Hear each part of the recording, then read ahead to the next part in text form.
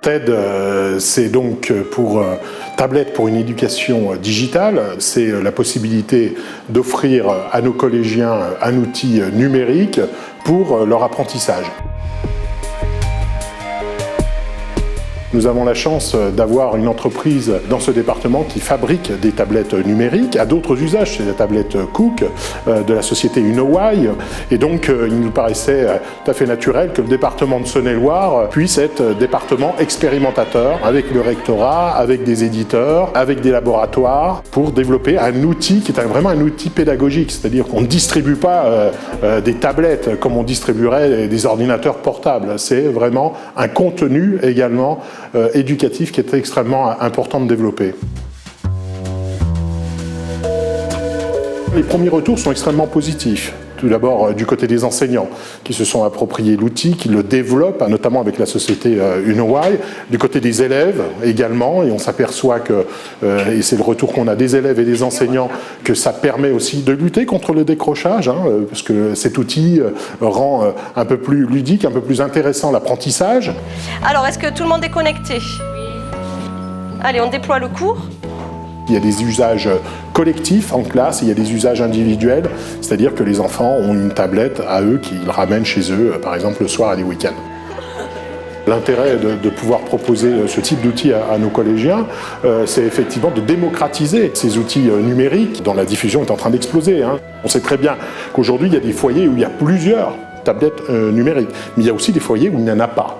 Et donc à partir de là, nous, ce qu'on souhaite, c'est donner la même chance, l'égalité des chances à l'ensemble de nos collégiens et de pouvoir leur fournir, dans le cadre de leurs années de collège, la mise à disposition de cet outil pour qu'ils puissent se familiariser avec, encore une fois, quelque chose qu'ils vont rencontrer demain dans leur vie professionnelle.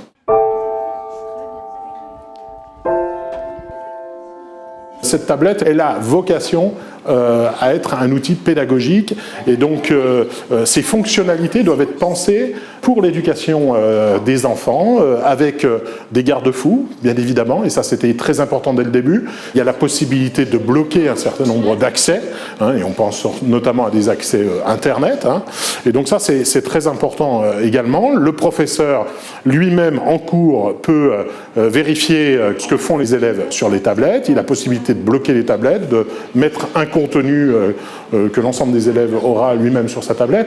Et donc voilà, tout ça est extrêmement rassurant, j'ai envie de dire, pour les pouvoirs publics, pour l'éducation nationale. Donc le but est vraiment de développer un outil et qui, on l'espère, à terme, eh bien, pourra être généralisé.